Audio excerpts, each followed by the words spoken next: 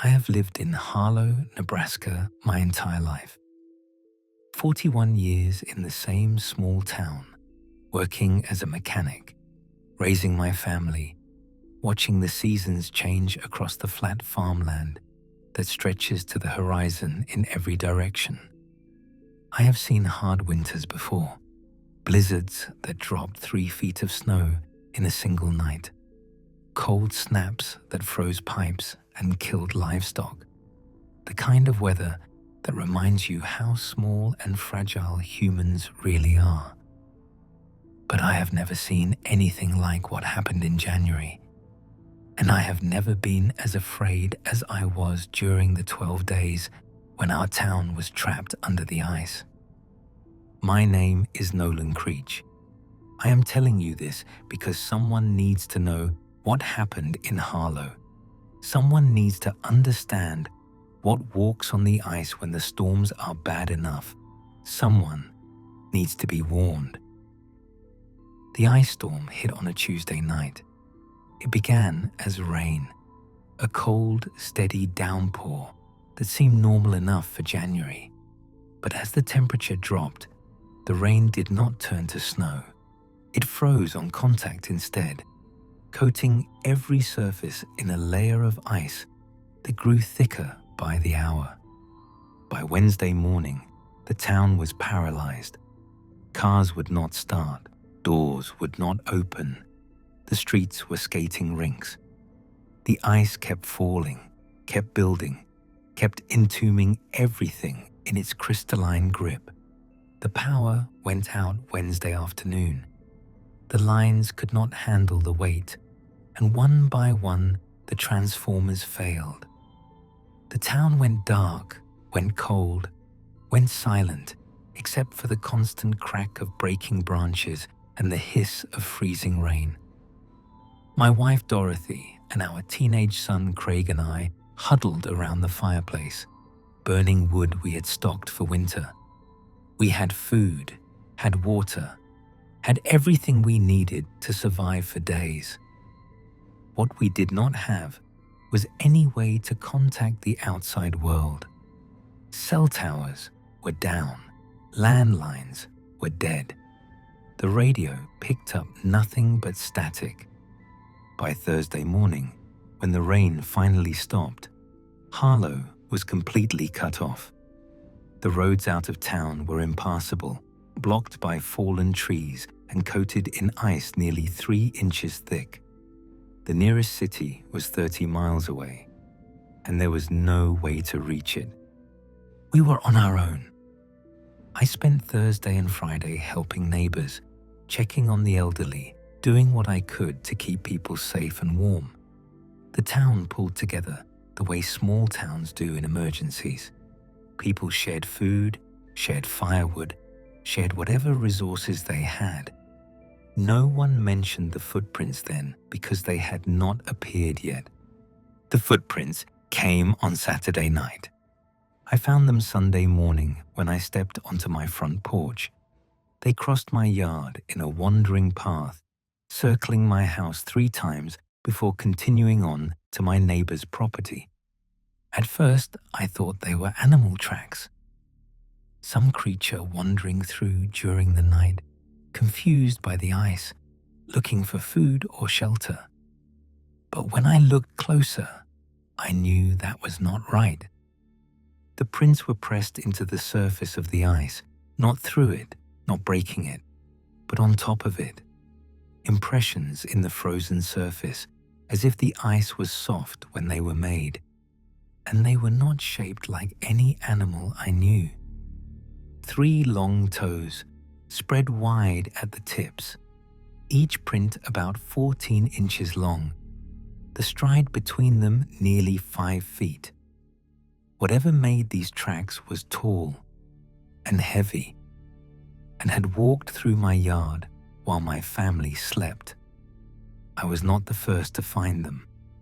That distinction belonged to Merle Hutchins, an old farmer who lived on the edge of town. He came banging on doors at first light, his face pale with fear. Merle said something had walked through his property during the night. said he had heard sounds outside, heavy footsteps crunching on the ice. But when he looked out the window, he saw nothing, just darkness and the frozen landscape. In the morning, he found the tracks, hundreds of them, covering his yard, circling his house, leading off toward town. People gathered to look. I was among them, standing in Merle's frozen yard, staring at the prints that covered the ice like strange hieroglyphics.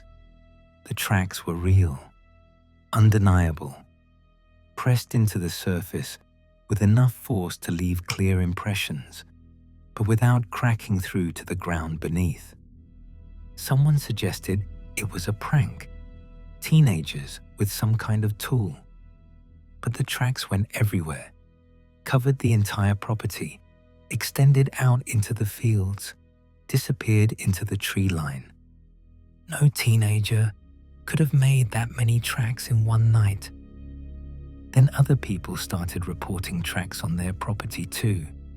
The Weber family, 3 streets over, the Carsons near the church, Pastor Virgil himself, who found prints circling the building where the town had been meeting for warmth. The tracks were everywhere. Whatever had made them had walked through the entire town during the night, and no one had seen it. I looked at the prints in my own yard, at the way they circled my house 3 times, and I felt a fear I could not name. Something was hunting, and the people of Harlow were the prey. The first disappearance happened Sunday night. Gerald Pittman had been staying at his sister's house since the storm. He was 73 years old, a retired postman who had lived in Harlow his entire life. Around 9 that evening, Gerald said he needed to check on his house. His sister tried to talk him out of it, said it was too dangerous to walk on the ice in the dark. But Gerald insisted, said he would just be a few minutes. He never came back. His sister waited an hour, then 2. By midnight, she was frantic. A search party formed despite the darkness. We found Gerald's tracks in the ice, leading from his sister's house toward his own property, 4 blocks away. The tracks were human, the pattern of his boots clear in the frozen surface. Then the tracks stopped. In the middle of the street, halfway to his destination, Gerald's footprints simply ended. No sign of struggle, no indication that he had fallen or turned back. His tracks just stopped, as if he had been lifted straight up. And surrounding the spot where his tracks ended, pressed into the ice in a wide circle, were the other prints, the inhuman ones, dozens of them, overlapping. We searched until dawn, found no body, no sign of where Gerald had gone. Gerald Pittman was gone, and everyone in Harlow understood that the footprints were not just strange tracks in the ice. They were evidence of something that was hunting us. The disappearances continued. Every night, despite warnings, someone would vanish. Donna Weber disappeared from her own backyard while getting firewood. Her husband heard her scream, ran outside, found nothing but her dropped armload of logs and the 3-toed prints pressed into the ice around them. A young man named Clint Hargrove vanished while trying to walk to the edge of town, hoping to find a way to get help. His tracks ended just like Gerald's, surrounded by the circular pattern of inhuman prints. An elderly couple, the Fenwicks, disappeared from their home entirely.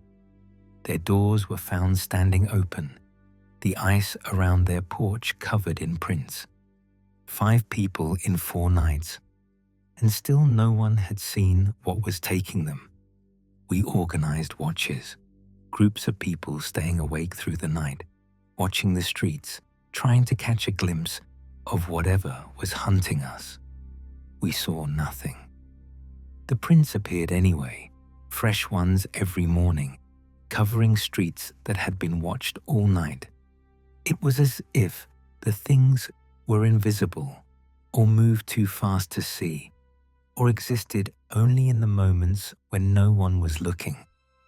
People stopped leaving their homes after dark. Families barricaded their doors, boarded their windows, huddled together and prayed for the ice to melt. But the ice did not melt. The temperature stayed below freezing, the sky stayed grey, and every morning brought new prints and sometimes new disappearances. There was more than one of them. The prints showed different sizes. The town was surrounded by creatures we could not see.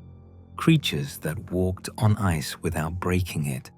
Creatures that could take a full-grown man without leaving any trace except those impossible footprints. And no one knew how to stop them. The first sighting happened on the 5th night. I was part of the watch, stationed on the roof of the hardware store with Bert Sheridan, the owner. We had a clear view of Main Street, and we had agreed to stay awake until dawn. Around 3 in the morning, I saw movement. It was at the far end of the street, near the old grain elevator. A shape, tall and thin, moving between the buildings. I grabbed Bert's arm, pointed. The shape stopped, stood in the middle of the street, motionless, as if it knew it was being watched. I could not see details. The darkness was too complete, but I could see the outline. Something that stood at least 8 feet tall, with limbs that were too long and a body that was too narrow. Something that stood with a stillness that seemed wrong. Then it moved again. Not walking, not running, gliding across the ice without apparent effort. It crossed the street in seconds, disappeared behind the grain elevator. Bert and I stared at the empty street. Neither of us spoke for a long time. We had seen it, had seen one of the things that was hunting us.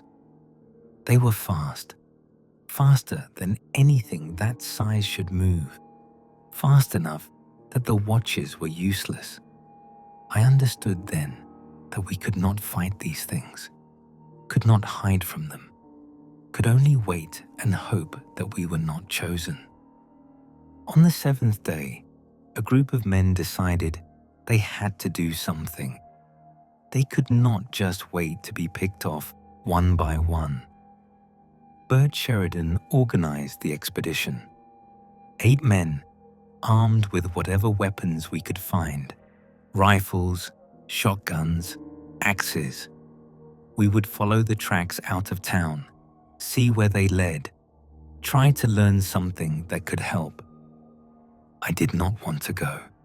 I had Dorothy and Craig to protect, but Bert was my friend, and the town needed answers.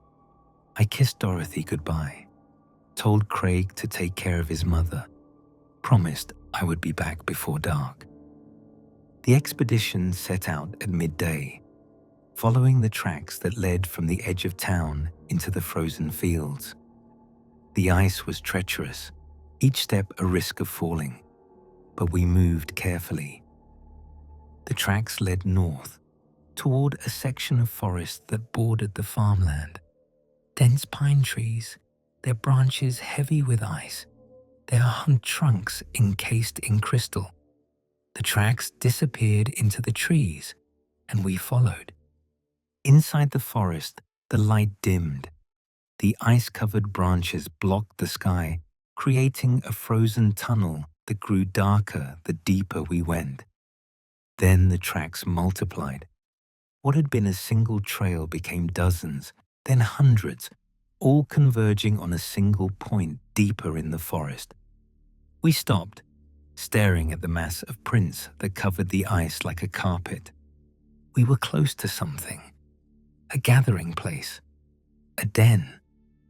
Bert wanted to continue. Some of the others wanted to turn back. The argument grew heated. Then the sun began to set, and we realized we had made a terrible mistake. We were miles from town, deep in the forest, surrounded by tracks, and night was coming.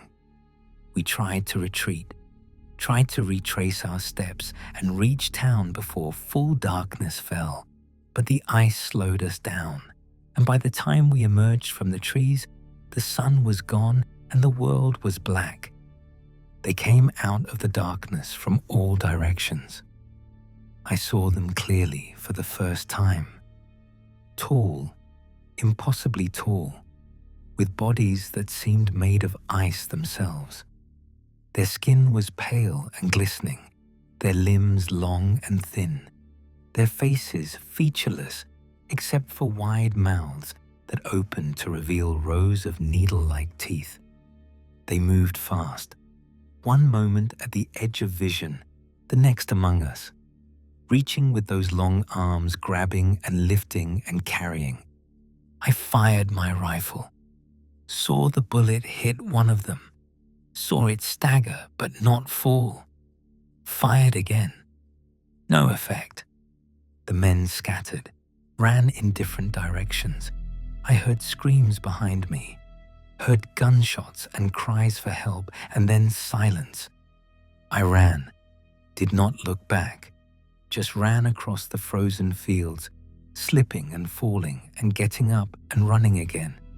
The ice tore at my clothes, the cold burned my lungs. I could hear them behind me, those heavy footsteps, that impossible speed. They were gaining, but then the sound stopped. The footsteps faded, the pursuit ended. I kept running anyway, did not stop until I reached the edge of town, until I collapsed on my own front porch and pounded on the door. Dorothy pulled me inside, held me while I shook and sobbed. Of the 8 men who went into the forest, only 3 made it back. I was one of them. Bert Sheridan was not. The town went into lockdown. No one left their homes after dark. Everyone just waited, praying for the ice to melt. The creatures kept coming. Every night, more tracks, more disappearances. People taken from their homes, from their yards. The population of Harlow dwindled. 40 people in the first week, then 50. I kept my family inside, boarded the windows, barricaded the doors, burned furniture when the firewood ran out. I did not sleep, just sat by the door with my rifle and waited for the sounds of footsteps on the ice outside. They came every night, heavy steps circling the house, pausing at windows, testing the doors. But they did not break in. They seemed to prefer taking people who were outside, who were exposed. As long as I stayed inside, as long as I kept my family together, we seemed to be safe. But we were running out of food, running out of water, running out of time. The ice had to melt eventually. Help had to come. I told myself that every day. We just had to survive a little longer. On the 12th day, the ice finally began to melt. The temperature rose above freezing for the first time since the storm. Dripping water, softening surfaces, the first cracks appearing. By afternoon, the thaw was accelerating. Rivers of meltwater ran down the streets. And with the thaw came sound, the rumble of engines in the distance, helicopters overhead, voices on radios. Help was coming. I went outside for the first time in days, stood in my yard, feeling the sun on my face, watching the ice recede. My neighbors emerged too, blinking in the light. Emergency vehicles arrived by evening. National Guard, State Police, Red Cross. They came with food and medicine and generators. They also came with disbelief. The stories we told, the tracks that still remained in the melting ice, the descriptions of creatures that should not exist. The authorities listened, but I could see they did not believe. Thought the isolation and fear had created a shared delusion. They would not find the missing people, would not find bodies or evidence. The creatures had left nothing behind except tracks that were melting away. By morning, there would be no proof that any of it had happened, except in the memories of those who survived. It has been 6 months since the ice storm. Harlow has been officially declared a disaster area, its population reduced by more than half. Some survivors have moved away. My family and I stayed. I do not know why. Maybe because this is home. Maybe because leaving feels like abandoning the people who were taken. I have done research since the thaw, have found reports from other places, other ice storms, other communities that suffered unexplained losses. The stories are rare, usually dismissed, but the details match. The footprints, the disappearances, the creatures that walk on ice. They are not from Harlow. They are something else, something that exists in the cold places, something that emerges when the ice is thick enough to support them. I do not know what they want, do not know why they hunt. I only know they are real, they are patient, and they will come again. If you ever find yourself in an ice storm, a real ice storm that coats everything in inches of frozen rain, pay attention to the ground around your home. Look for tracks that do not match any animal you know. Listen for footsteps in the night that are too heavy, too deliberate. If you find those tracks, stay inside. Do not go out after dark. Do not investigate. Do not try to fight. Just wait for the thaw and pray it comes before they find a way inside. I still dream about that night in the forest, about the creatures emerging from the darkness, about the screams of the men who did not make it back. I dream about their faces, those featureless faces with the wide mouths and the needle teeth, the way they moved, gliding across the ice, faster than anything that size should move. I dream about Bert Sheridan, my friend of 20 years, disappearing into the darkness while I ran and did not look back. Sometimes I wonder if I could have saved him, if I had turned, if I had fought, if I had done something other than run. But I know the answer. I could not have saved him, could not have saved any of them. The creatures were too fast, too strong, too many.